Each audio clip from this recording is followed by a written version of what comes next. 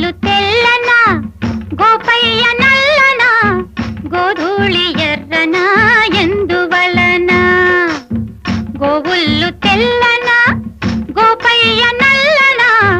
గోధూళి ఎర్రనా ఎందువలన గోధూళి ఎర్రనా ఎందువలన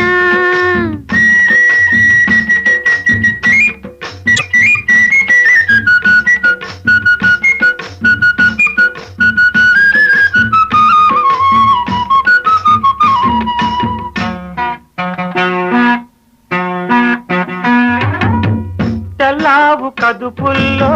కర్రావులుండవా ఎందుకుండవు కర్రావు కడుపున ఎర్రావు పుట్టదా